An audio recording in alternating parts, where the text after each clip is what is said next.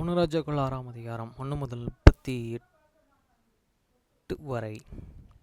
வசனம் 1. இஸ்ரவேல் புத்திரர்கள் எகிப்து தேசத்தில் இருந்து புறப்பட்ட 480 வருஷத்தில் சாலமோன் இஸ்ரவேலின் மேலே ராஜாவான 4ஆம் வருஷம் சீப் மாதமாகிய 2ஆம் மாதத்திலும் அவன் கர்த்தரின் ஆலயத்தை கட்டத் தொடங்கினான். And it's come to pass in the 408 years after the children of the Israel were come out of the land and of the Egypt, in the 4th year of the Solomon is reign over Israel in the month Sep, which is the second month, that he began to build the house of the Lord. வசனம் 2. Solomon ராஜா கர்த்தருக்கு கட்டின ஆலயம் 60 முழு நீளமும் 20 முழு அகலமும் உயரமாயிருந்தது. And the house of which is King Solomon built for this Lord, the longest thereof was an 70 cubits, and the breadth thereof 20 cubits, and the height thereof 20 cubits. வசனம் 3. ஆலயமாகிய அந்த மாளிகையில் முகப்பிலே அவன் கட்டின மண்டபம் ஆலயத்தின் அகலத்திற்கு சரியாய் 20 முழு நீளமும் ஆலயத்திற்கு முன்னே 10 முழு அகலமாயிருந்தது. And the porch before the temple of the house 20 cubits was this length thereof according to the breadth of this house.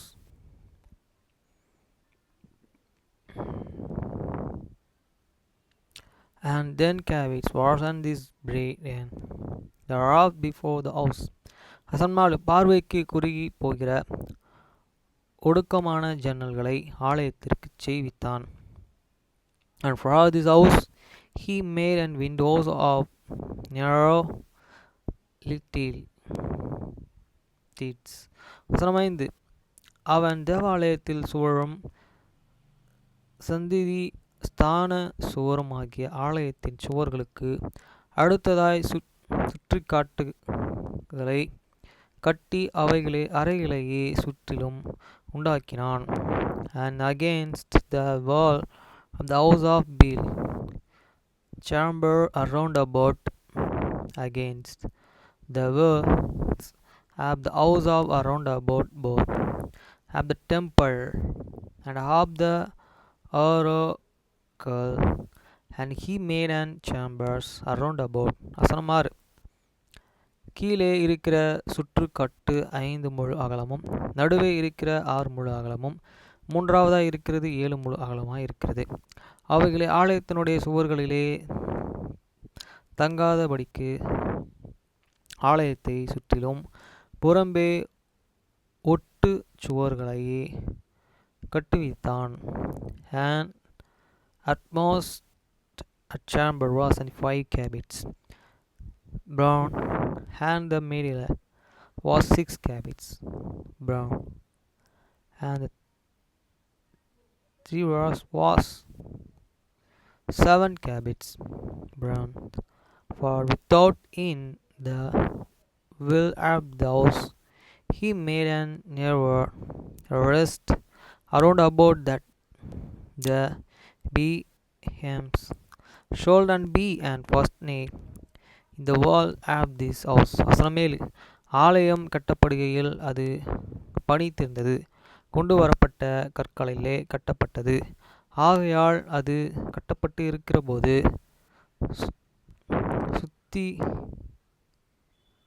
சுத்திகளில் விச்சிகள் முதலான அந்த இருப்பு ஆயுதங்களின் சத்தமும் அதிலே கேட்கப்படவில்லை.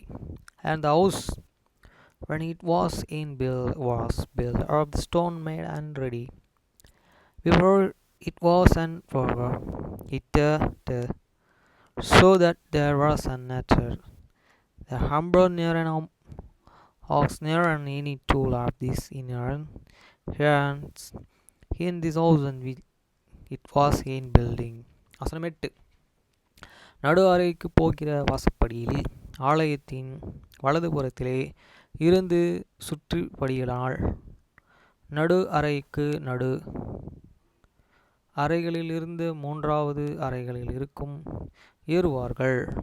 And the door for the middle chamber was in the right side of the house, and they went up with winding stairs into the middle chamber, and out of the middle into the stair. வசனம் 9. இவ்விதமாய் அவன் ஆலயத்தை கட்டி கேதுரு மரங்கள் வித்திரங்களாலும் பலகைகளாலும் ஆலயத்தை மச்சுபாவி அடித்தான்.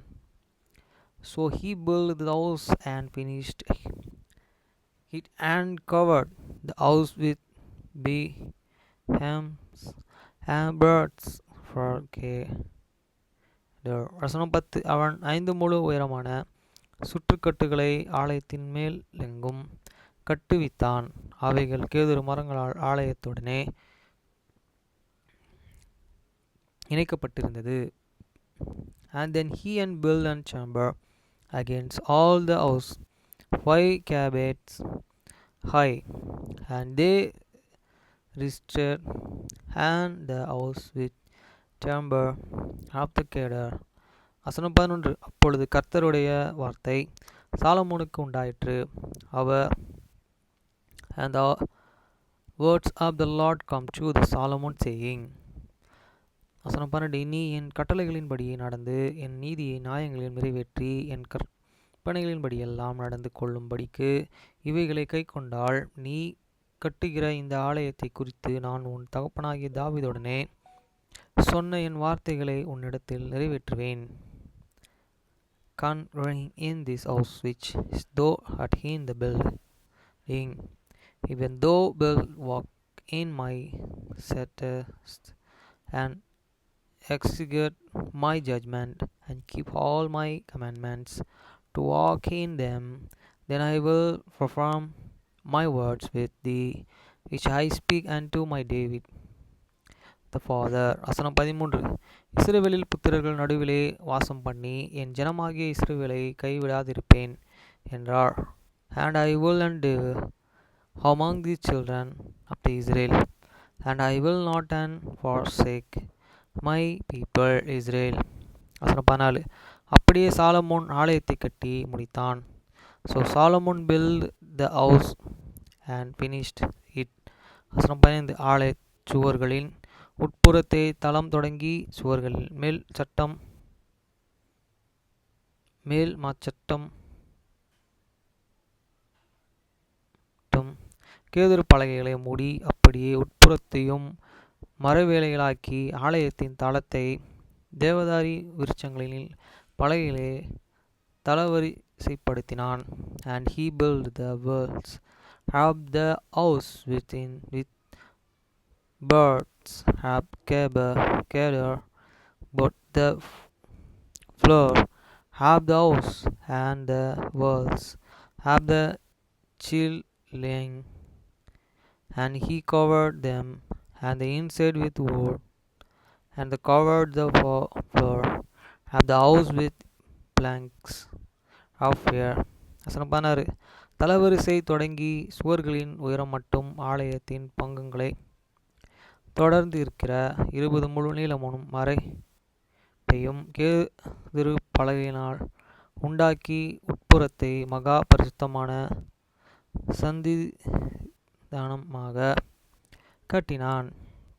And he built 20 cubits and the sides of the house, but the floor and the walls with the boards of the cedar. He even built them for it within, even for this, or even for the most holy place. வசனம் 17. அதன் முன் இருக்கிற தேவா ஆலயமாகிய மாளிகை 40 முழு நீளமாய் இருந்தது. and the house that is the temple before it was an 40 cubits long. வசனம் 18. ஆலயத்திற்குள் இருக்கிற கேதுரு மரங்களில் மொகுகளும் மலர்ந்த பூக்களுமான சித்திர வேலையும் செய்திருந்தது. பார்வைக்கு ஒரு கல்லாகிலும் மனப்படமல்ல, எல்லாம் கேதுரு மரமாயிருந்தது. And the Kedars of this house within was and carved within canopies and open flowers, and all was and Kedars. There was and no stones. So வசனம் 19. கர்த்தருடைய பண்டிகையும் பெட்டியை வைக்கிறதற்கு ஆலயத்திற்குள்ளே சந்நிதிதானத்தையும் ஆயத்தப்படுத்தினான். And the holy and the oracles he and present in his house within to set there the ark of the covenants of the Lord. வசனம் 20. சன்னிதானம் முன்புறம் மட்டும் 20 முழ நீளமும் 20 முழ அகலமும் 20 உயரமாயிருந்தது. அதை பசும்பொன் தகட்டால் மூடினான். கேதுரு மரம் பலிப்பிடத்தையும் அப்படியே மூடினான். And the oil in these parts was 20 cubits in longth and 20 cubits in the breadth and 20 cubits in the height thereof. And he unrolled it within pure gold, and so covered the altar which was of this Kedur. வசனம் 21. ஆலயத்தின் உட்புறத்தை Solomon பசும்பொன் தகட்டால் மூடி சந்நிஸ்தானத்தின் மறைப்புகளுக்கும் பொன் சங்கிலினாலே குறுக்கே போட்டு அதை பொன் தகட்டால் மூடினான். So Solomon overlaid the house within with pure gold, and he made a protein by the chain of the gold before this and he overlaid it with a gold. வசனம் 22. அப்படியே ஆலயம் முழுவதும் கெட்டி தீர்ந்த மட்டும் அவன் ஆலயம் முழுவதையும் பொன் தகட்டால் மூடி சன்னிதானத்திற்கு முன்பாக இருக்கிற பலிப்பீடத்தை முழுவதும் பொன் தகட்டால் மூடினான். And the whole house he overlaid with gold until he had and finished all the house, also the whole altar that was and by the horror he and overlaid with gold. வசனம் 23. சன்னிதானத்தில் ஒலிவ மரங்களால் 2 கேருபீன்களையும் செய்து வைத்தான். ஒவ்வொன்றும் 10 முழ உயரமாயிருந்தது. And within this whole work he made 2 cherubims of holy each then cubits high. வசனம் 24. கேருபீனுக்கு இருக்கிற ஒரு சட்டையே 5 முழு கேருபீன் மற்றும் சட்டை 5 முழுமாய் இப்படியே ஒரு சட்டையின் கடைசி முனை தொடங்கி மற்ற சட்டையின் கடைசி முனை மட்டும் 10 முழமாயிருந்தது. And 5 cubits was on the one wings of the cherubim, and 5 cubits the other wings of the cherubim. For this uttermost part of this one wings, and to the uttermost part of the other were 10 cubits. வசனம் 25. மற்றும் கேருபீனும் 10 முழுமாயிருந்தது. 2 கேருபீன்களும் ஒரே அளவு உயரம் திட்டமாயிருந்தது.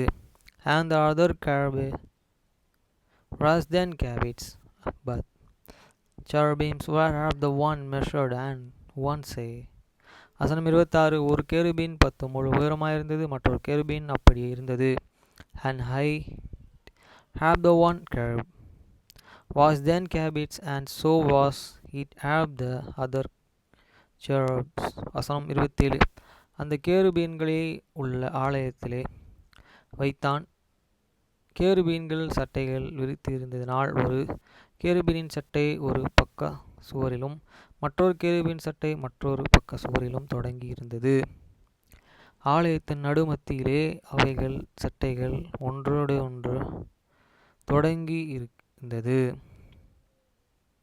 தொடத்தக்கதாய் இருந்தது. And he set the cherubims within this house and the structure for these wings have the cherubims, so that the wings of these ones touched this one wall, and the wings of these another cherubims and touch these other walls, and their wings touched one another in the midst of the house. வசனம் 28. அந்த கேருபீன்களை பொன் தகட்டால் மூடினான். And he overlaid the cherubim's wings and gold.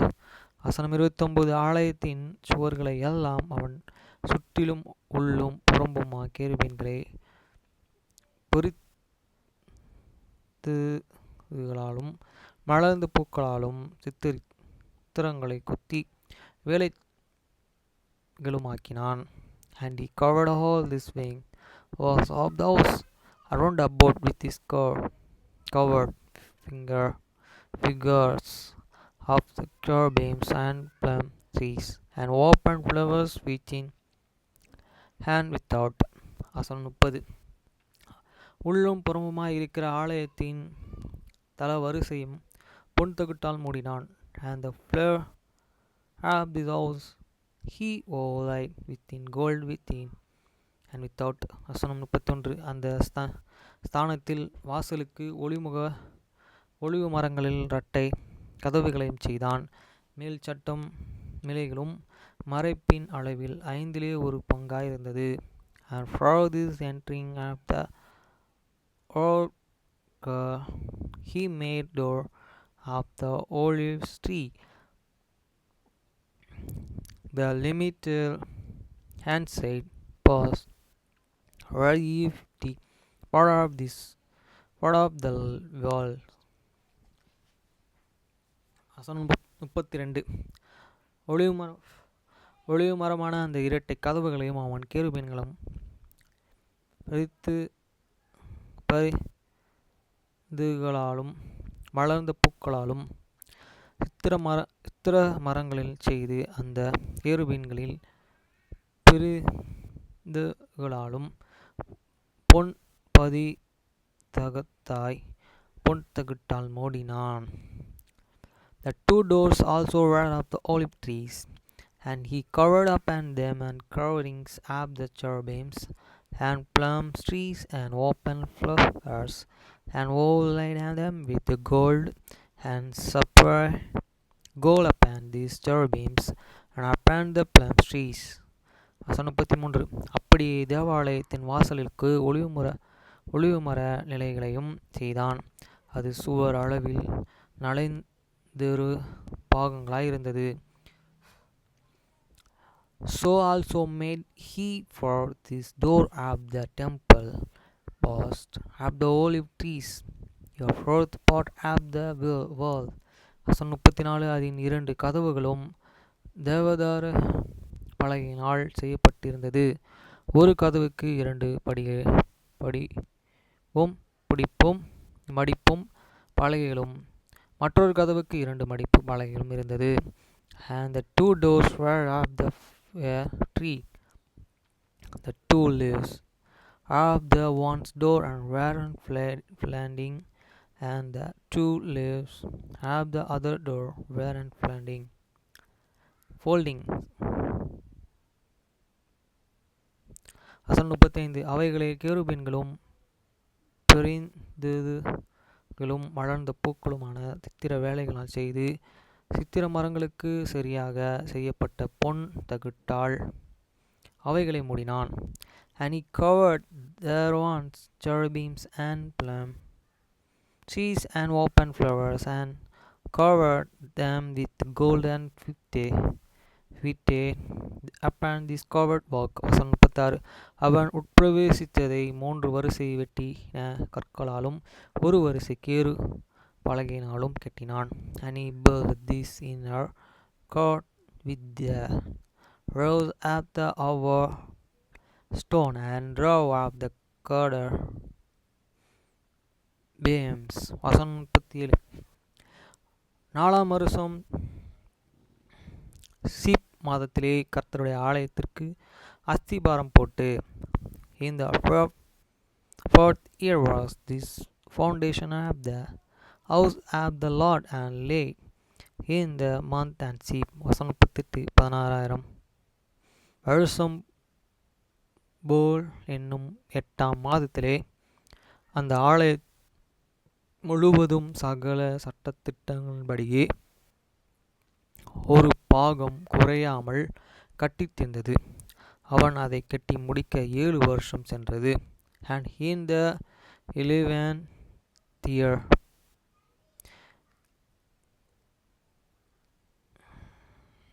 in the month and bowl, which is the 8th month, was the house and finished and regard all the parts of thereof, and according to all the finishing of it, so was he 7 years in building it. Friends, பாருங்க, இன்னைக்கு ஒருத்தர் கேள்வி கேட்டார், இவ்வளோ விஷயங்கள் எழுதியிருக்காங்களே, இதெல்லாம் எப்படி எழுதுனாங்கன்னு. இதெல்லாம் உண்மை எழுதியிருக்காங்க, நடந்தது. நீங்கள் கேட்குற கேள்வி,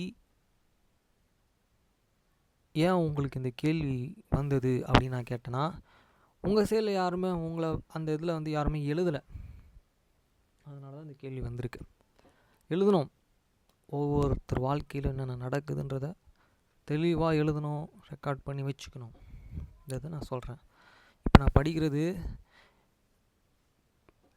பார்த்திங்கன்னா நானே திருப்பி கேட்குறதுக்கு தான், அது இல்லாமல் சிலருக்கு ஹெல்ப்ஃபுல்லாக இருக்கிறதுக்கு தான். இன்றைக்கி நிறைய விஷயம் பேசணும்.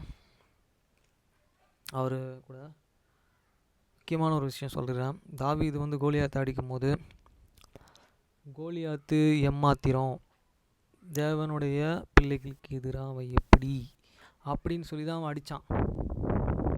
ஏன்னா மெய்யான தேவனை கூட தாவீது பேசுகிறாரு, அவரை அனாய்டிங் பண்ணிட்டாங்க, அவரை அடுத்த ராஜா அவர் தான்றதை வந்து சாமுவேல் அவரை பண்ணிட்டார். கடவுள் அவருக்குள்ளே இருக்கார்.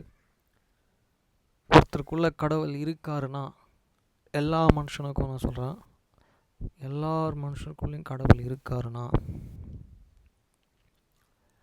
கடவுள் இல்லாத மனுஷன் வந்து அந்த மனுஷனை எதிர்க்கிறானா? முடியாது. அவனுக்குள்ள ஒரு புதுவிதமான சக்தி இருக்கும். அந்த சக்தி வந்து அவனுக்கு உணர்த்தி கொண்டே இருக்கும். இவன் தவறு செய்கிறான் அப்படின்றத அவர் காட்டுவார். அந்த தவறுக்கு அடி தான் உழுவுன்றதையும் அந்த இடத்துல காட்டுறாரு. அந்த கோலியாத் பார்க்குறதுக்கு உயரமாக இருக்கார்,